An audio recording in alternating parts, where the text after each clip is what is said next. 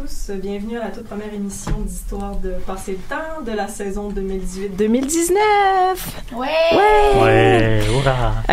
On a eu la chance en primeur un nouveau jingle pour commencer la saison. J'espère que ça vous a mis du pep dans votre journée.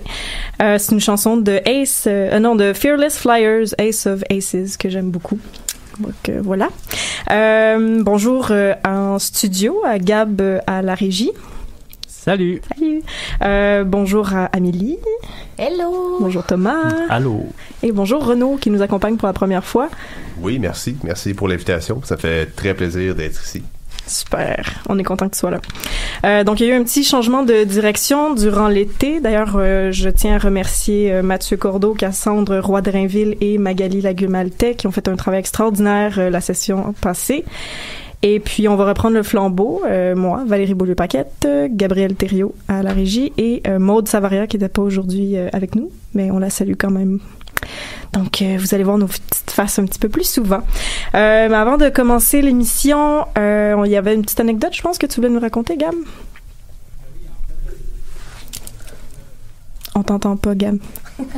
Ah bon, est-ce que vous m'entendez? Hein? Ouais. Ok, génial, c'est ça. En fait, c'est pas tout à fait une anecdote dans le sens où je voulais un peu commémorer la mort d'une personne qui s'est passée cette semaine au Québec.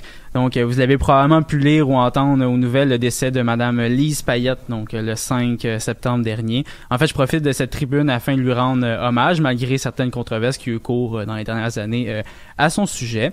Bon, en fait, c'est une grande femme du Québec. Je propose de tirer les exploits de son parcours pour le droit des femmes ainsi que pour l'indépendance du Québec. Donc, elle est née en 1931 à Verdun. Lise Payette fut une des grandes figures politiques du Québec contemporain, tant par son rôle de politicienne, mais également comme intellectuelle et essayiste. Donc, elle commence très tôt à travailler dans le domaine des médias et débute sa carrière à la radio de Rouyn-Noranda.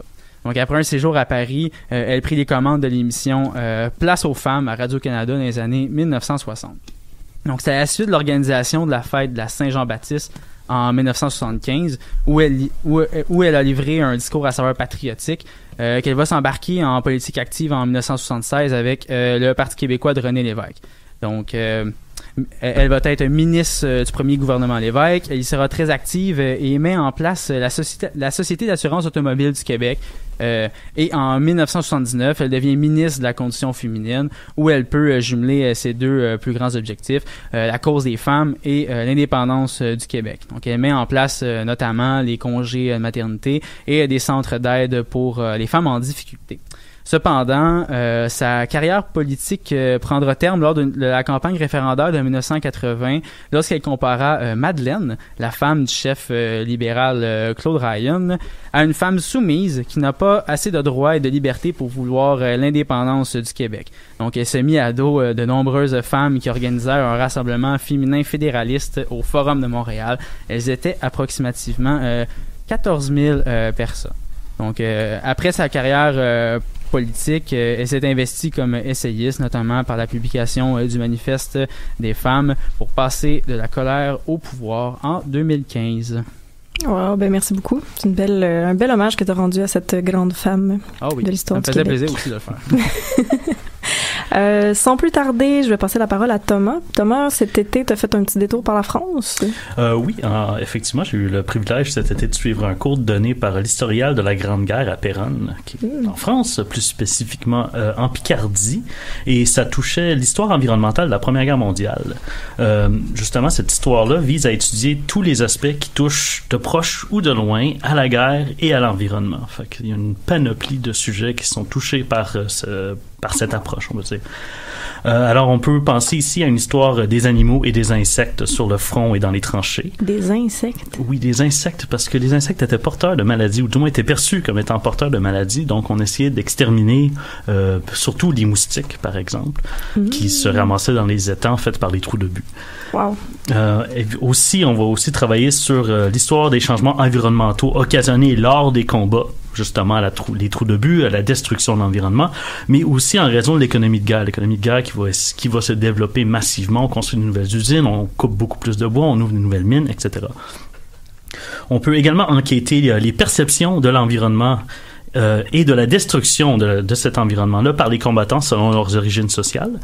Par exemple, un paysan va se désoler devant un champ dévasté, tandis qu'un ouvrier d'usine qui vit et travaille dans un milieu déjà dénué de nature va réagir très différemment. Il y a aussi l'impact de l'environnement sur la tactique militaire ou encore les effets à long terme sur la faune et la flore. Bref, aujourd'hui, je voulais juste vous parler de deux éléments, soit la guerre des mines ou l'impact de la guerre sur les forêts, plus précisément les arbres. Alors, pendant environ une semaine, on s'est promené sur différents champs de bataille en France et en Belgique et on a visité des monuments, des cimetières, des reconstitutions de tranchées, des forêts, des villages entièrement détruits et reconstruits, bref, des lieux qui ont été touchés par le conflit. On nous a fait remarquer les effets à long terme de la guerre qui ravagea cette partie de l'Europe pendant plus de 4 ans. En tant que conflit où l'arme de prédilection était l'artillerie, vous pouvez vous imaginer que le premier impact de la guerre sur l'environnement, c'est les trous créés par les obus. Les nombreuses photos aériennes du front nous montrent souvent ce paysage lunaire jonché de milliers de cratères. Et pourtant, ces milliers de trous ne sont pas ce qui reste du conflit. Oui, certains endroits vont avoir préservé les cratères, mais à d'autres endroits, surtout en Belgique, la nécessité économique de repartir l'agriculture dans les zones dévastées a fait disparaître ces traces, sauf pour un genre de trou, si vous voulez, c'est les cratères de mines. Pendant la guerre, les belligérants ont cherché des moyens de briser les lignes ennemies. Créer des brèches dans les tranchées par le moyen de mines souterraines était une des solutions mises de l'avant. Cette tactique, qui s'avère pas si efficace que ça en fin de compte, va être utilisée jusqu'à la fin de la guerre et les traces de cette approche sont encore tangibles dans le paysage. Mais les mines que tu parles, en fait, c'est des tunnels, des mines d'exploitation de la pierre? Les mines, en fait, c'est, dans la terminologie militaire, si on veut, c'est dans le fond, c'est l'explosif qu'on va mettre en dessous de la terre. Fait que ces explosifs-là vont être mis sous la terre par des moyens, justement, de tunnels et autres. Comme en ce moment, on parle de mines antipersonnelles ou de mines anti-chars, c'est parce qu'on a creusé un petit trou, on a mis une mine dedans, et c'est ça. Okay. Fait que la mine, c'est l'explosif, on peut dire. Donc, l'image que tu as mise sur Facebook où on voit le cratère en Picardie, oui. C'est pas une mine en tant que telle qui s'est comme effondrée. Non, c'est ça, c'est pas une mine de minerai, c'est une mine. Okay. Comment, ouais, c'est non, ça. Il y a des gens qui ont comme de très loin, ils ont vu qu'il y avait, par exemple, des Allemands à cet endroit-là, ont creusé un long corridor au bout duquel ils ont mis des explosifs et ils se sont sauvés en partant l'explosif. Ça a comme fait sauter les Allemands qui étaient à peu près à cet endroit-là. C'est des trous assez massifs, vraiment très creux, qui très sautent. Larges aussi. Très larges. Les personnes qui étaient au-dessus de ces mines-là sont morts sur le coup, ou engouffrés, ou ils se sont renvolés, brûlés, déchiquetés, si on veut. Parce qu'ils mettaient vraiment beaucoup d'explosifs, en fait. Ils mettaient des dizaines de tonnes d'explosifs, même des centaines de tonnes d'explosifs. C'était des détonations. Une des détonations a pu être entendue de l'Angleterre, si je me trompe pas. De la Belgique. Oui, c'était massif, là. Oh my God. Parce qu'en même temps, ils en faisaient environ sauter une vingtaine, une trentaine. Fait que là, ça sautait. Oui, puis c'était une quantité phénoménale d'explosifs dans le même lieu qui explosait en même temps. C'est terrifiant. C'est très terrifiant. Mais justement, avant peut-être de sauter dans toutes ces petites technicalités-là. Non, ça va. Je voulais juste faire une petite parenthèse sur la manière dont on doit comprendre la Première Guerre mondiale. La guerre est avant tout une guerre au sol et dans les sous-sols. Si on regarde justement les peintures militaires qui ont été faites avant la guerre, on voit souvent les soldats marcher glorieusement vers le front, on voit des charges de cavalerie et d'infanterie, des combats de corps à corps dans des plaines verdoyantes. Toutes ces fantaisies militaires-là vont vite se dissiper à cause de la puissance de feu de l'artillerie, et la guerre, qu'on envisageait être une guerre de surface, comme je l'ai dit, devient une guerre de sous-sol. On creuse des tranchées et des habitations souterraines profondes pour s'abriter des obus. Et la guerre des mines est juste un exemple parfait de cette dynamique tout à fait neuve de la guerre. Au début, on utilise les mines dans un objectif offensif. L'inefficacité de cette tactique va toutefois donner une tournure particulière à ce conflit souterrain. On pourrait croire qu'une fois que les états-majors réalisent que ça ne marche pas, ils abandonneraient les mines. Mais non, ils vont continuer à s'acharner à creuser les galeries tout simplement parce que l'ennemi le fait. La guerre des mines devient une arme défensive, puis c'est véritablement une chasse souterraine du mineur adverse. On creuse des galeries pour trouver l'ennemi. On va creuser en dessous de l'ennemi et on va le faire sauter. Ben, voyons donc. Fait que c'est comme des petites fourmis qui creusent des trous et qui se rencontrent et qui se battent dans les sous-sols. C'est tellement trash. Oui. ça me...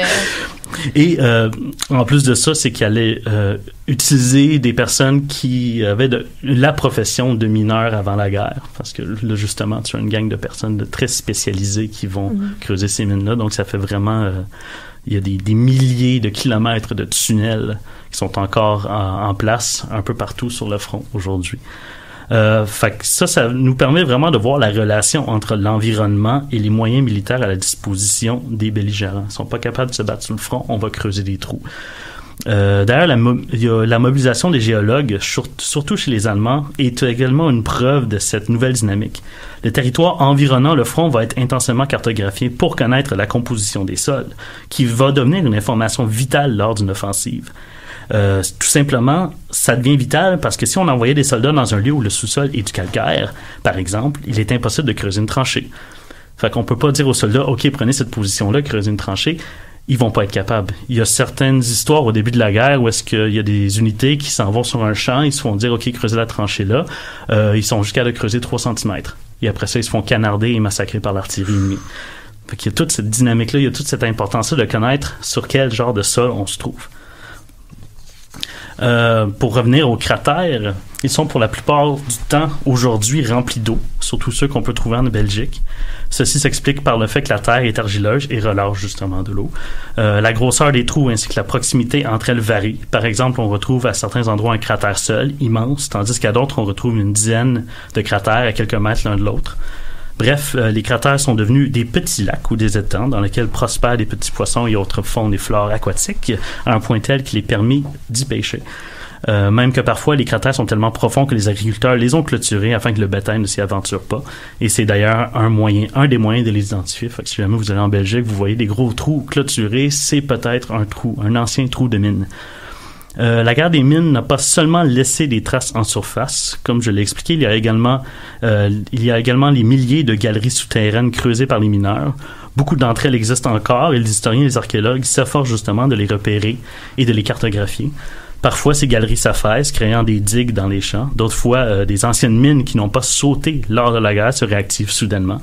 D'ailleurs, le service de déminage belge cherche activement ces mines afin de les faire exploser. Et il y a aussi toutes les milliers de tonnes d'obus qui sont encore dans les champs aujourd'hui, qui se fait ramasser quotidiennement par le service de déminage belge. Ce sont les spécialistes. Tu nous disais tantôt qu'il y avait combien de 400 tonnes par année? Eux autres, c'est de 200-400 tonnes par année d'obus qu'ils ramassent, mais c'est les 2 guerres mondiales. Ah, c'est les deux. Mais ils disent que c'est 2 guerres mondiales, mais c'est plus la Première Guerre mondiale. La majorité des obus qu'ils trouvent, c'est des obus d'artillerie de 78 mm ou whatever. De l'artillerie allemande, des françaises, anglaises, etc. Pourquoi ça sautait pas? Pourquoi il y en a autant encore aujourd'hui? Parce que les mines avaient les obus avaient tellement été fabriqués rapidement que des fois le détonateur était mal fait. Ou une autre explication, ça serait que les personnes qui travaillaient, les artilleurs ou même les personnes qui travaillaient dans les usines fixaient le détonateur plus serré parce qu'on avait peur que ça saute. C'est une dynamique, justement, les bombes de la Deuxième Guerre mondiale, il y en a beaucoup qui n'ont pas sauté parce que les aviateurs, les bombardiers, avaient peur que les bombes explosent carrément dans leur avion si moindrement ça bougeait. Fait qu'ils serraient plus les détonateurs parce qu'il y avait la chienne de sauter. Ça, je comprends entièrement. On aurait tous fait la même chose. Je pense qu'on aurait tous fait, oui. En tout cas, on voit ici vraiment l'impact environnemental de la guerre. À cause de la nouvelle dynamique des combats, donc la maximisation de la puissance de feu, les soldats se terrent dans des tranchées des habitations souterraines et une guerre de galeries souterraines prend vie. Un autre impact de la guerre sur l'environnement se trouve dans les forêts. On dit d'ailleurs que les derniers témoins vivants de la guerre sont les arbres. Beaucoup de photos de la guerre nous montrent des arbres décapités et détruits. Mais drôlement, ces arbres sont bel et bien encore en vie, et après la guerre, ils vont se régénérer. Pendant l'école d'été, on a été amené dans une forêt où s'était installée l'artillerie française.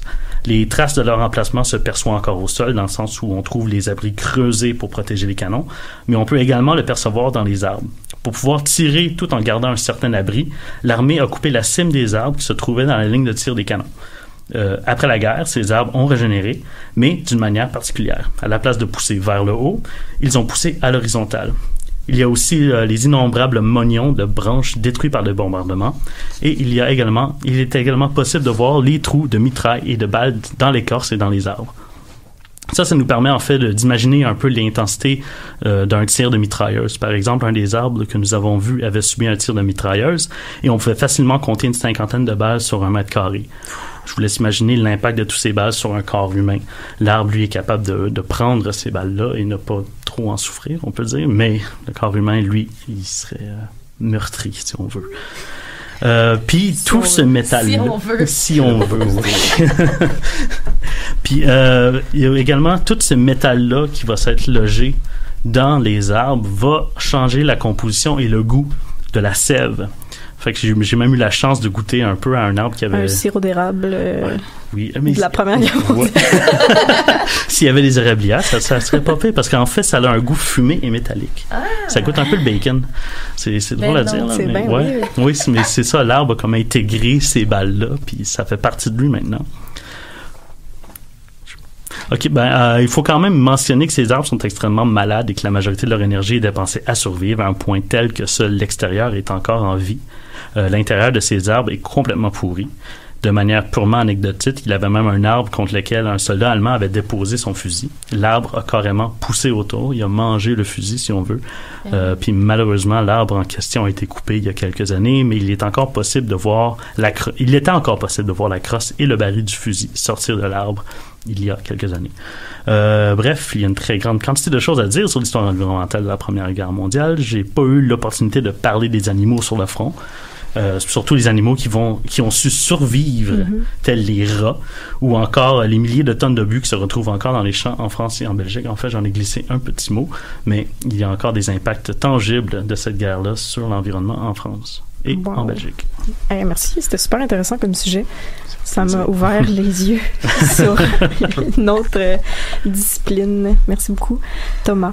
Alors, Gab, DJ Gab, qu'est-ce qu'on écoute? On va y aller plus joyeusement après qu'on ait parlé d'arbres meurtris. En fait, on va écouter une chanson de Carpenter Brute qui s'intitule Sunday Lunch. OK.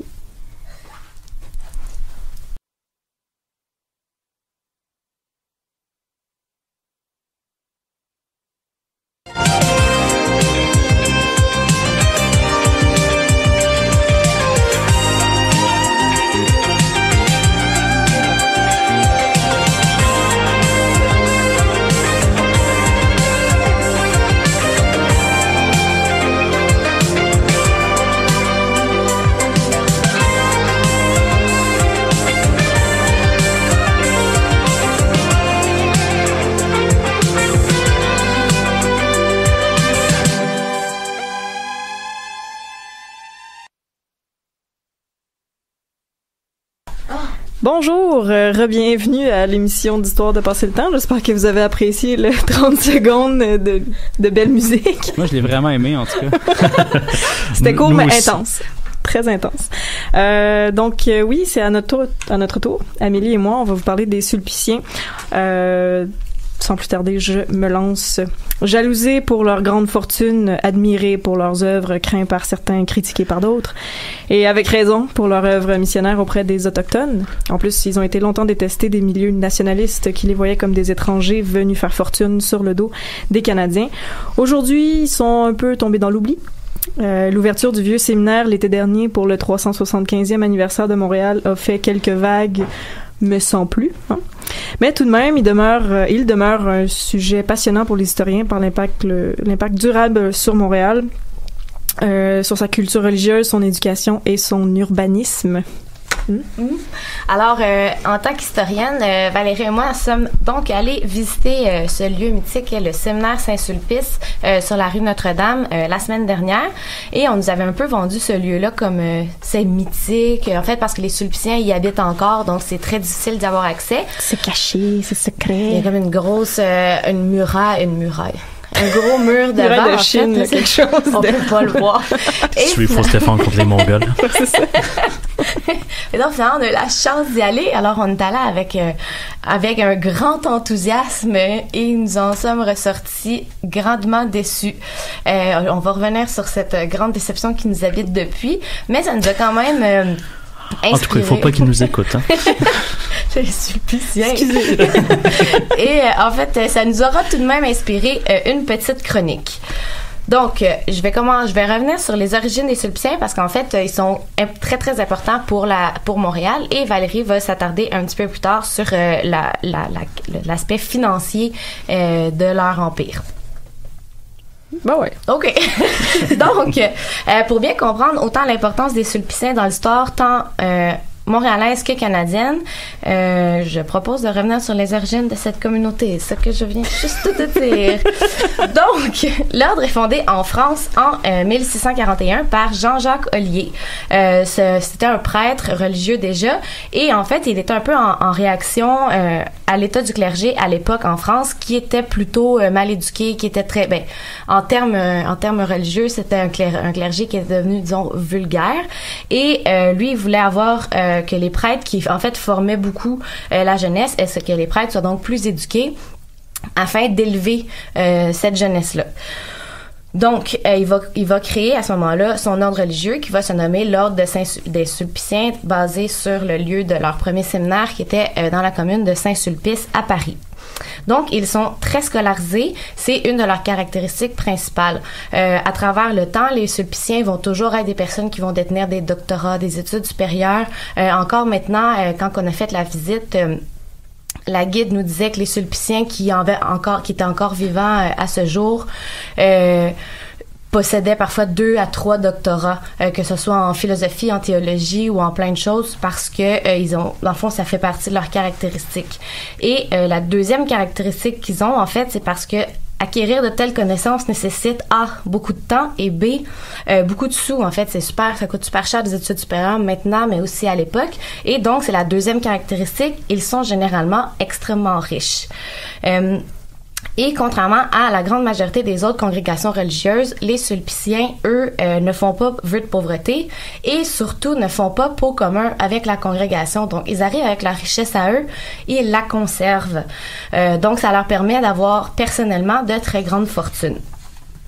Donc, ils pouvaient passer leur temps à s'éduquer comme je l'ai dit tantôt. Voilà. Et donc, cette grande... Oui. Oui, non, je me demandais si c'était utilisé par la noblesse française, par exemple, qui voulait placer des enfants, je sais pas, un militaire, un dans le milieu religieux, etc., un gouvernement. Ça leur permettait de garder les richesses. Ce genre de personnes-là, oui. Puis ils pouvaient conserver leur... Il y avait beaucoup de nobles, en fait, qui se retrouvaient dans les Sulpiciens parce que, justement, ça leur permettait de garder leurs titres, de garder leurs terres, de garder tous les avantages liés à leur famille, à leurs héritages familiaux, tout en ayant un peu la gloire d'être dans une communauté religieuse. Je présume aussi qu'il y avait des positions de pouvoir, ces individus-là? Ou... Oui, je sais pas exactement comment ça se passait parce qu'il y a quand même la hiérarchie qui est généralement dans un ordre, dans les ordres religieux, mais c'est sûr que si t'arrivais avec la plus grosse fortune de France, t'étais pas celui qui servait les repas à la cafétéria. Non, c'est sûr. Mais t'étais capable d'aller côtoyer aussi du monde en politique, etc. Oui, il y avait plusieurs chapeaux. Oui, c'est ça. Voilà. Alors, donc, comment ça se passe, c'est l'introduction des Sulpiciens en Nouvelle-France. C'est que Jean-Jacques Ollier, je le rappelais, qui était le fondateur des Sulpiciens, la même année qu'il fonde sa congrégation religieuse, il fonde aussi la Société Notre-Dame de Montréal pour la conversion des sauvages en Nouvelle-France. Donc, à ce moment-là, lui, il est actionnaire dans les 2 compagnies. En fait, il en fonde un et il met beaucoup de sa fortune personnelle pour un peu, en ayant l'idée de fonder Montréal.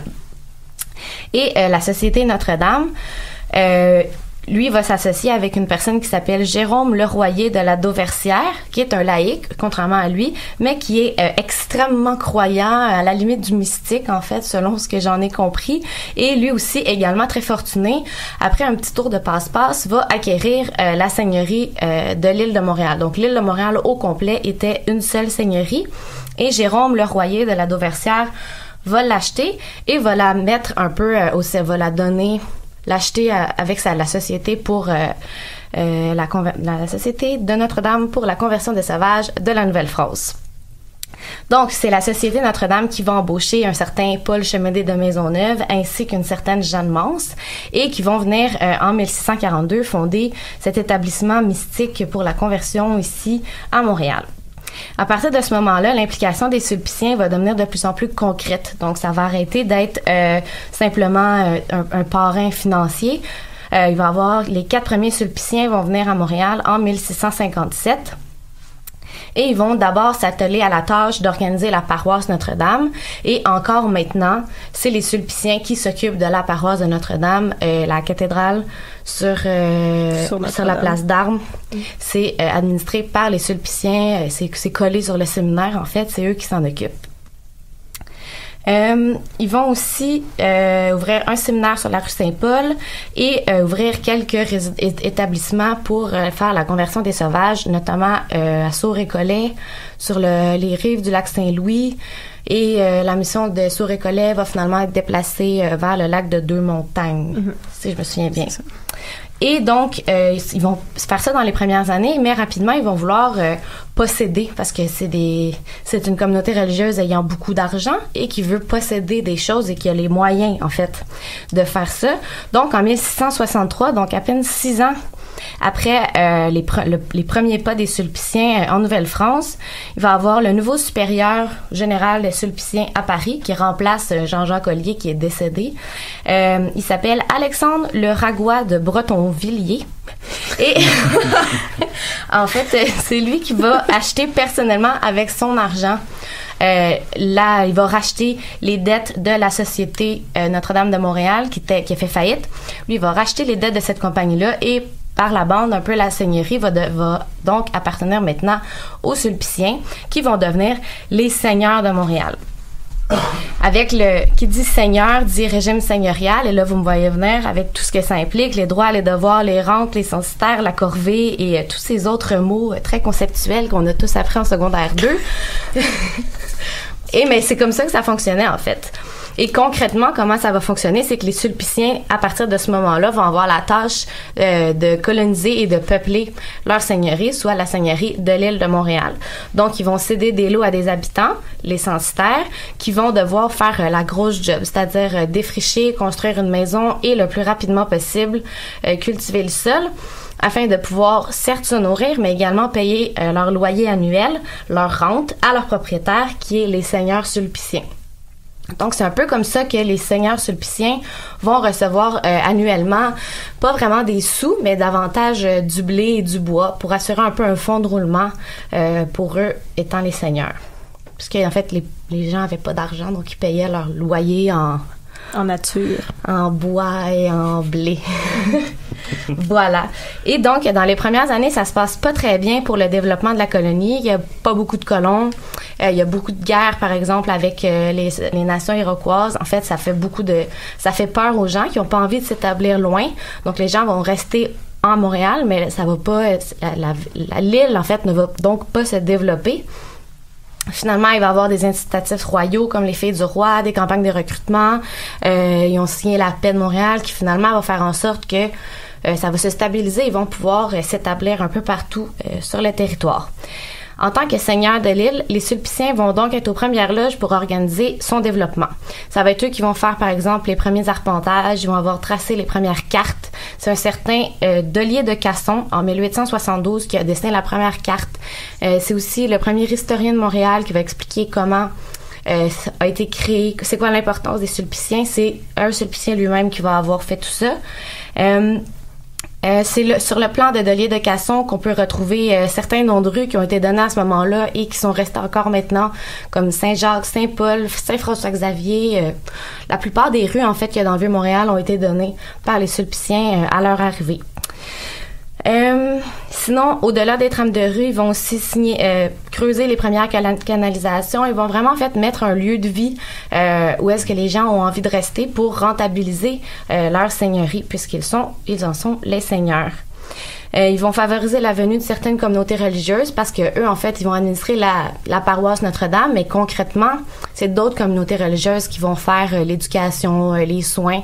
Donc, ils vont favoriser la venue de ces communautés-là qui vont faire l'aide au quotidien. Ça va être beaucoup des communautés de femmes, mais ils vont, par exemple, leur donner des terres ou leur donner des avantages, en fait, pour faciliter leur établissement dans certaines seigneuries ou dans certaines régions de l'île de Montréal, par exemple. Et enfin, je pense que c'est tout. En fait, je vais juste conclure en disant en fait que l'œuvre colonisatrice des seigneurs de Saint-Sulpice a quand même porté fruit. Ça a été ça qui a donné l'élan pour le développement de Montréal. Pour le côté évangélisateur de leur œuvre, je vais vous laisser tirer vos propres conclusions. Merci Amélie pour De ce rien. petit début de l'histoire des J'étais Sulpiciens. un peu essoufflée, j'ai parlé vraiment vite, je me suis rendu compte que j'avais trop de choses à dire. Ben moi aussi, je pense que je vais faire la même chose. Allez, toute petite course. Donc, moi, j'ai, pour ma part, longtemps fêté ce livre des Sulpiciens qui est écrit par des historiens de l'Université de Montréal. Et ce qui m'a accroché, c'est la rocambolesque histoire administrative et financière des Sulpiciens, qui, au contraire de ce que j'avais comme préjugé, avait, on pourrait parler plutôt d'une économie ecclésiale qu'une économie purement capitaliste, parce que les œuvres qui étaient jugées essentielles vont passer toujours avant l'accumulation de richesses. De toute façon, l'accumulation de richesses n'était pas un problème pour eux. Voilà. Donc, qu'il s'agit d'œuvres caritatives, éducatives ou artistiques. D'ailleurs, leur gigantesque richesse a drastiquement diminué au 19e siècle par leur investissement dans les dites œuvres. On peut découper leur histoire économique en 3 sections. La première, c'est de 1663, quand ils sont devenus seigneurs, comme Amélie le dit, jusqu'au second quart du 18e siècle. Ils vont faire venir principalement des capitaux de la métropole, c'est-à-dire Paris, en raison de la faiblesse du peuplement et du dénuement obligé d'une population pionnière.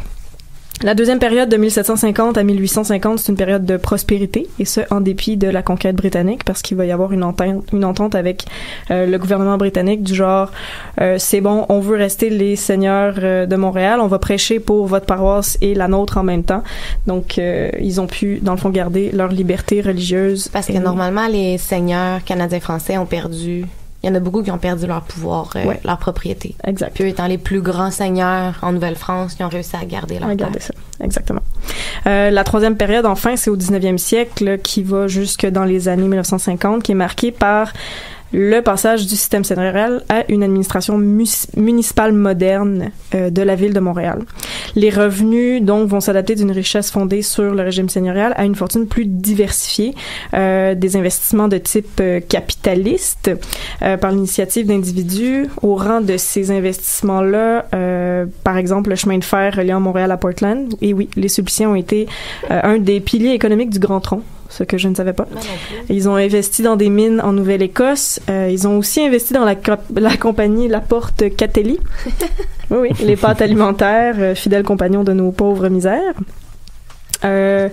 Voilà. Et puis, je vais faire un petit aparté. Ouais, j'ai encore le temps. Donc, il y a, entre autres, un des Sulpiciens qui s'appelle Wilfrid Hébert, qui va faire une gestion complètement catastrophique des avoirs de son ordre. Il va effectuer plusieurs achats d'actions en bourse, et puis, en moins de 15 ans, il mène le Saint-Sulpice à la faillite. Et ce, même si le séminaire disposait à un moment des investissements presque aussi importants que ceux de la banque provinciale. C'est pas rien, quand même, hein? Désastreux. Oui, désastreux. Les deux investissements les plus désastreux, justement, c'est ceux qui sont consacrés à la Detroit United Railways et le British Empire Steel au début des années 20. Ces deux erreurs vont mener à la mise sous tutelle des Sulpiciens de Montréal en 1937. Donc, une grosse affaire de manipulation de la bourse qui a échoué. Est-ce que la crise des années 30 a pas dû leur rentrer dedans du même coup? Exactement. Ça a été plusieurs... ils ont eu de la misère à s'adapter, disons. Mes questions purement financières, est-ce qu'ils recevaient des fonds papales? Oh! Je sais pas. OK. Oui, c'est une question qui m'est apparue. Je me suis dit peut-être qu'ils recevaient des fonds du Vatican et tout. Il y a eu beaucoup de frictions, mettons, avec Ignace Bourget, avec le clergé, parce que c'était comme une petite tension de pouvoir sur l'île, mais de là, financièrement... Ils jouaient le jeu à part un peu. Ouais, un peu. Je ne saurais dire, malheureusement. Okay. Mais c'est ça, une fois qu'ils ont été mis en tutelle en 1937, ils ont été aidés par des amis en politique, au Parti libéral d'abord, puis ensuite au sein de l'Union nationale après la victoire de Maurice Duplessis. Donc, ils vont concevoir un plan de redressement qui va voir le gouvernement provincial garantir la dette auprès des banques qui avaient contracté les Sulpiciens et prendre possession de leurs immeubles commerciaux. Donc, à partir de ce moment-là, les Sulpiciens doivent vivre avec beaucoup moins de ressources puisqu'en tant que communauté, il ne leur reste que les revenus de 2 maisons et les pensions des étudiants, les honoraires et les frais d'aumônerie, ce qui est très peu de ce qu'il y avait au début. Ils ont des petites rentes issues jadis du système seigneurial, mais pas... Oui, parce que le système seigneurial prend fin en 1854 à Montréal, Mais bon, on en avait discuté justement, ça se poursuit C'est extrêmement longtemps confus. après. Je le maîtrise pas très bien, mais ça continue en fait, parce qu'en fait les censitaires se faisaient offrir le choix à la fin du régime seigneurial en 1854, soit vous rachetez la terre maintenant à un prix X, disons par exemple 10$, ou pour tout le restant de la vie jusqu'à la fin des temps, vous payez 60 sous par année. C'est juste que on comprend facilement que c'est un mauvais choix de payer 60 sous par année. C'est juste que si on n'a pas le 10$ maintenant, là, tout de suite, ben, on ne peut pas la racheter, la terre. Donc, finalement, 80% des censitaires vont choisir de payer la petite rente annuellement pour toujours. Mais là, en fait, ça crée un problème parce que le régime seigneurial n'existe plus, mais ça existe encore. Fait qu'au final, les Sulpiciens, pendant tout ce temps-là, continuaient de percevoir des rentes. Jusque dans les années 1930, que là, ils ont fait un rachat massif avec un certain syndicat d'achat. Ils ont racheté ça massivement et ça a été commué pendant une quarantaine d'années en une espèce de taxe municipale avec les municipalités. Puis en fait, les anciens censitaires payaient des taxes municipales. Et donc, ça a été un peu comme ça que ça a été réglé. Les derniers paiements, c'était en 1975, je pense. Ça n'a pas d'allure. Ouais, donc c'est ça. Donc, jusque dans les années peut-être 70, là, les Sulpiciens ont pu percevoir un peu d'argent grâce à ça, mais comme ils s'étaient débarrassés de beaucoup de leurs avoirs, peut-être qu'ils en ont retiré moins. En tout cas, j'ai plus tant de temps à accorder à ça, mais non, c'est correct. Je vous le conseille vraiment beaucoup, ce livre-là. Il y a plein de petites anecdotes vraiment cute, là, des économies de bout de chandelle qui ont fait genre réduire leur portion à la cafétéria puis empêcher les Sulpiciens d'acheter des rasoirs de Gillette parce que ça a l'air que les lames étaient très coûteuses. Donc bref, on a trouvé, moi en tout cas, je sais pas pour toi, mais j'ai trouvé que cette histoire de débâcle économique transpirait beaucoup de l'immeuble qu'on a visité, malgré le romantisme que peut nous évoquer la visite d'un séminaire datant de l'époque coloniale française. Je sais pas, ils ont rénové une partie de l'aile est, mais c'est un projet qui a été abandonné au 19e siècle par manque de fonds. Le jardin peu entretenu, il est tronqué par le théâtre Centaure, une autre usine à l'arrière qui a racheté un bout de terrain.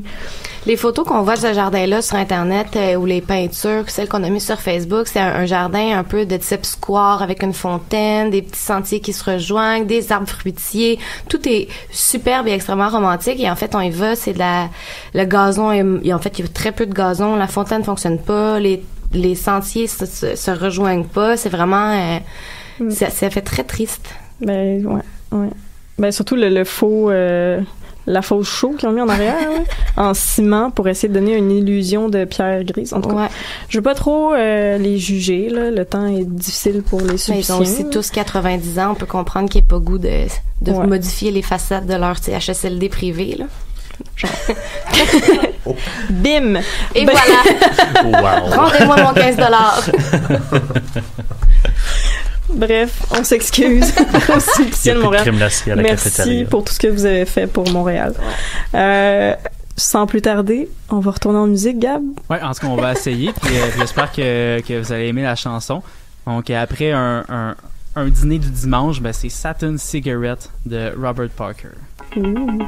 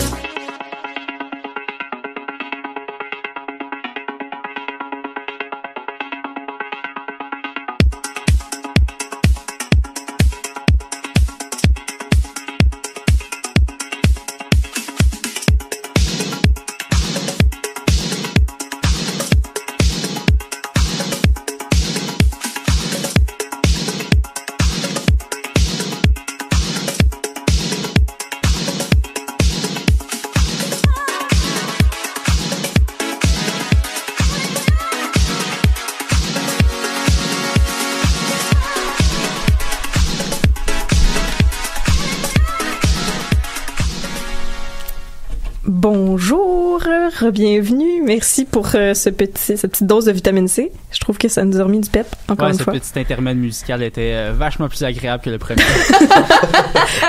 C'était moins solitaire, disons. Ouais. Alors, ça va être à toi, mon cher Gab. Tu nous fais une chronique sur ton petit coin de pays, Repentigny. Ben oui, c'est ça. En fait, je suis bien content de débuter la saison. Puis aussi, je voulais vous souhaiter un bon retour à toute l'équipe d'Histoire de passer le temps. Après un été de pause, ainsi que la bienvenue à nos fidèles auditrices, auditeurs pour cette nouvelle saison. Donc, ceci étant dit, je souhaite m'entraîner avec vous d'une autre de mes passions en plus de l'histoire de l'environnement, donc une passion que je partage avec Thomas, et de la nationalité canadienne-française que je partage avec moi-même. Donc, en fait, je m'intéresse de plus en plus à l'histoire locale et régionale. Donc, par exemple, l'histoire de la Naudière et plus particulièrement celle de Repentigny me permet à la fois d'intégrer des approches d'histoire de l'environnement, des particularismes culturels régionaux qui sont liés à un nationalisme plus englobant. Donc, pourtant, même si l'histoire régionale permet de sortir du grand récit national et de la chronologie qui s'y rattache, il y a peu d'historiens et d'historiennes universitaires qui s'y intéressent. Donc, ces tronçons de l'histoire sont plutôt l'apanage des sociétés historiques régionales et locales et pratiqués par des historiophiles, donc c'est-à-dire des amateurs. Donc, l'histoire régionale n'est pas obscure, elle est plutôt vivante au sein des communautés et les principaux intérêts sont généralement associés à l'histoire des grandes familles, leur réseau de sociabilité, puis aussi la généalogie. Donc, il est temps que j'en parle au micro de cette émission, ce qui rejoint également ma page Facebook, Le passé de Repentigny, avis aux intéressés. Donc, il est temps... donc, à la suite de cette introduction, vous m'avez fait rire aussi, donc à savoir historiographique, je propose de diviser cette chronique ainsi. Donc, j'aborderai en premier lieu l'évolution de la place qu'occupe Repentigny dans le réseau territorial et de communication de la région de Montréal et de la Naudière. Ensuite, je m'entretiendrai sur la culture et l'identité repentinoise pour terminer sur les conditions environnementales qui ont cours depuis les années 1960 en lien avec la banlieusisation. Donc, située sur la rive nord du fleuve Saint-Laurent, à l'est de l'île de Montréal, la péninsule repentinoise est sise entre le Grand Fleuve, l'embouchure de la rivière l'Assomption et à la jonction de la rivière des Prairies. On sait, grâce à des données archéologiques, que l'ouest du territoire de Repentigny fut occupé comme transit par des peuples autochtones semi-nomades. Donc aussi, il est juste de supposer que les regrettés Iroquois de Saint-Laurent ont pu fréquenter le site de par sa position géographique de carrefour. Donc c'est un vaste territoire qui est concédé à Pierre le Gardeur de Repentigny à titre de seigneurie en 1647. Il faudra cependant attendre en 1670 avant d'y voir un premier effort de colonisation lorsque Repentigny sera officiellement fondé par son fils Jean-Baptiste le Gardeur. Donc si on s'intéresse à Pierre le Gardeur, il fut l'un des fondateurs de la Compagnie des Habitants en 1645, qui était un sous-monopole de la Compagnie des Sans-Associés pour la traite des fourrures. Donc cependant, il va mourir touché par une épidémie en 1648, donc un an après avoir reçu la concession. Donc les raisons qui empêchèrent un développement avant la reprise de son fils fut le péril iroquois. Donc rappelons-le, en guerre contre la France à cette époque. Donc, il y aura 114 personnes en 1680, ce qui comprend au sein des censitaires une trentaine de soldats issus du régiment Carignan-Salière. Donc, la seigneurie naissante est comprise dans un réseau qui couvre le littoral laurentien, donc de l'est de la rivière des Mille-Îles ainsi que la rivière des Prairies, jusqu'à Berthier, sinon on reste dans le domaine de la Naudois. Il y a l'historien Marcel Trudel qui explique que cette région transitoire entre le lac Saint-Pierre et l'île de Montréal représente une sorte de désert dans la mesure où peu de colons s'y établissent en grande vague. Donc, malgré une faible production agraire concentrée sur le blé, l'avoine et les petits pois, l'appel de la forêt touche plusieurs colons de Repentigny lorsque les conflits avec les Iroquois cessent.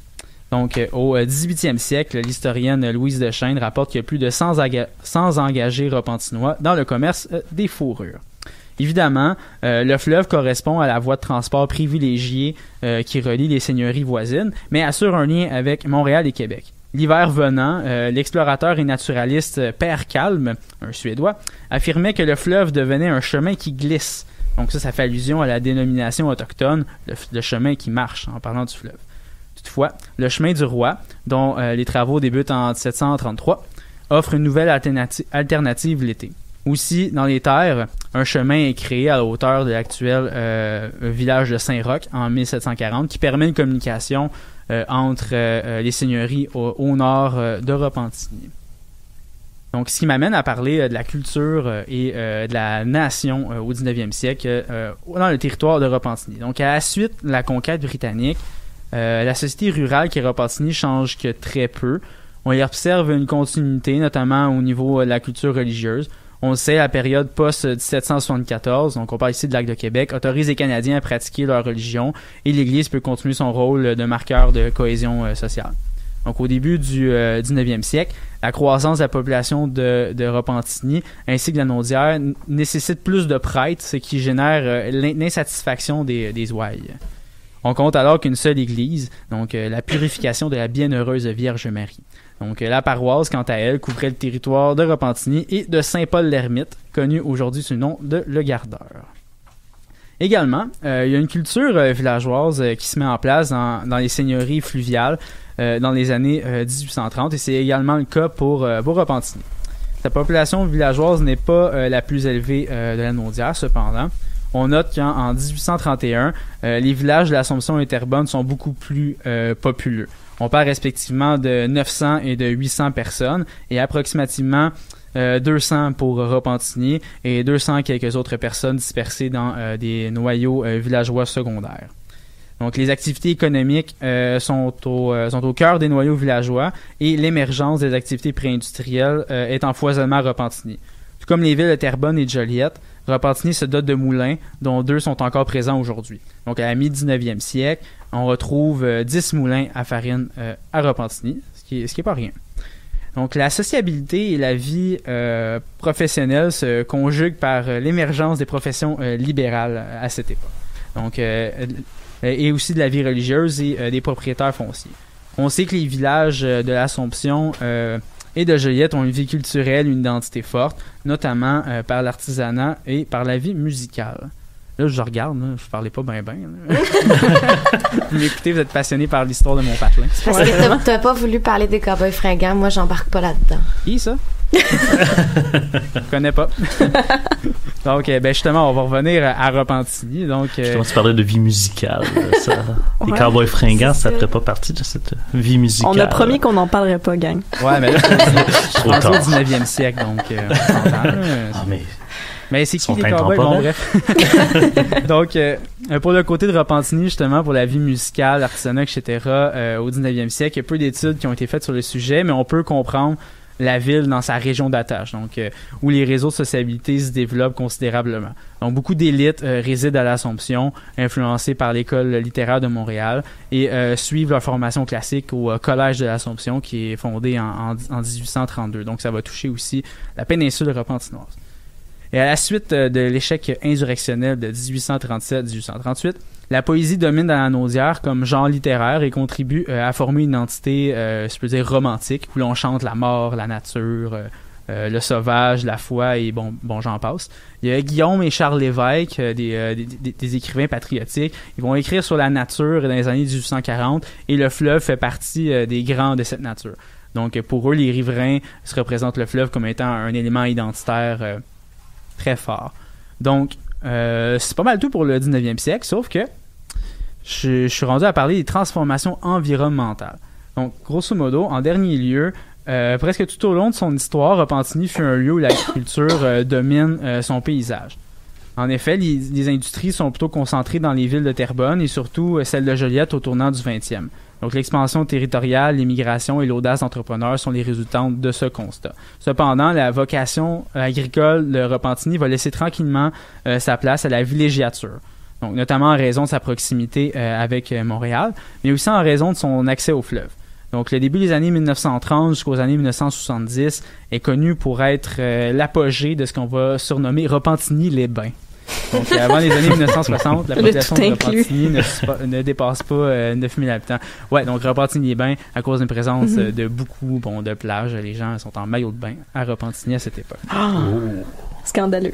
Donc, c'est à partir justement de la fin du 19e siècle que la villégiature va se démocratiser au Québec. Donc, l'ère des loisirs pour la première classe moyenne naissante cherche la tranquillité, le repos, un accès à la nature, quoi. Donc, des bourgeois de Montréal iront jusqu'à Kamouraska, par exemple, pour se ressourcer d'un air frais et pur. Donc, Mais il y en a qui s'arrêtent à Repentigny. Ouais, parce qu'il y avait plusieurs motels, justement. Oui, c'est ça, donc, c'était moins loin. Un petit arrêt sur la route nationale numéro 2, aujourd'hui 138. Donc, par des initiatives privées, de petits entrepreneurs gagnent leur pain en aménageant des plages sur la rive du fleuve Saint-Laurent, ainsi que sur la rivière l'Assomption. Donc, plusieurs chalets, hôtels sont aménagés pour répondre à la demande en hébergement. Donc, il y a même le géographe Raoul Blanchard qui va venir faire son tour à cette époque. Il va même affirmer que la population de Repentigny va doubler durant l'été. Donc, c'est quand même un très grand attrait pour ces petites plages.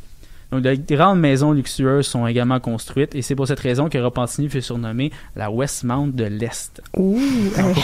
Prestigieux. Ça fait vraiment jet set. Au total, on compte près de 8 plages tout le long des littoraux et des commerces touristiques rattachés. Cependant, ce qui change drastiquement le territoire repentinois et ses écosystèmes agricoles hérités du XVIIe siècle est la banlieusisation de la ville. En 1971, la population double de 9 000 à 19 500 habitants en raison des pressions démographiques de l'île de Montréal. L'arrivée de l'autoroute 40 qui traverse la ville amènera dans les années 1960 de plus en plus de personnes à s'installer dans les immenses parcs résidentiels, ce qui mènera à un frein du développement agricole et de facto à la villégiature. Donc l'autoroute permet aux gens d'aller plus loin encore, donc on va aller dans l'Est, dans les Laurentides, donc les chalets seront plus à Repentigny. Donc cette expansion urbaine, rapide et peu contrôlée, change drastiquement le territoire repentinois et son visage environnemental. Dans les années 70, les journaux locaux s'interrogent à savoir s'il restera encore des terrains verts, des espaces verts, des boisés dans les 20 prochaines années. Aujourd'hui, le paysage repentinois est composé d'une espèce de grande unité résidentielle constituée sur le modèle de la banlieue états-unienne des années 1950. La plus belle invention de l'humanité. C'est un charme, un très beau dortoir. Donc la ville aujourd'hui est occupée à 99% de son territoire et sa population frôle les 100 000 habitants avec la fusion de la ville de Legardeur, donc Saint-Paul-l'Ermite, ce que je vous disais tout à l'heure, au nord de la rivière l'Assomption. Fait que le 1%, c'est quoi? C'est le fleuve qui est à côté, donc? Le 1%, c'est les derniers espaces verts qui restent, justement. Ah, ouais. Est-ce qu'il reste encore des plages? Non, ça en fait, les complètement plages... c'est tout privé, j'imagine? Ben, en fait, ce qui est arrivé, c'est que les gens, comme tu dis, c'est rendu privé, ils sont accaparés le fleuve, donc vont construire leur maison sur le bord du fleuve. Oui, puis aussi, les raisons environnementales, la pollution du fleuve va faire en sorte que ces plages-là vont être abandonnées. De toute façon, le monde veut plus se baigner. C'est ça, puis aussi l'autoroute 40 qui fait en sorte que les gens peuvent aller plus loin avec leur voiture, donc ils n'ont plus besoin d'aller à Repentigny. Là. Donc c'est plus un attrait touristique très intéressant. Ben écoute, on ira faire un tour pareil. Viendrez me voir. On fera la 138. Ah ben merci Gab. Merci de nous avoir présenté ton petit coin de pays. Ça nous a fait bien plaisir. J'espère que vous allez faire la même chose, vous autres. Oui, Saint-Bruno, Boucherville, Belleuil, Choisy. Shout out à Boucherville. Delaware, Californie, Canberra. Hein? Ouais. Prochaine chronique. OK, on fera ta bio pour la prochaine chronique. Puis moi, je vais essayer d'en faire une sur Notre-Dame de Pontmain. J'aimerais ça. C'est où ça? C'est quoi ça? Vous le saurez dans une prochaine chronique. Ben merci tout le monde d'avoir été là pour la première émission de la saison. C'était bien excitant. On s'est un petit peu dissipé ici et là, mais bon, on est fidèles à nous-mêmes. Revenez-nous la semaine prochaine, dès 16h. On a lancé ça comme du monde. Merci Gabriel Thériault à la régie. C'était top notch. Merci Renaud d'avoir été là avec ton écoute active. Merci Thomas pour ta belle chronique sur l'histoire environnementale. Et merci Amélie de m'avoir accompagnée. Merci Valérie d'avoir animé. Bye, à la semaine prochaine. On a lancé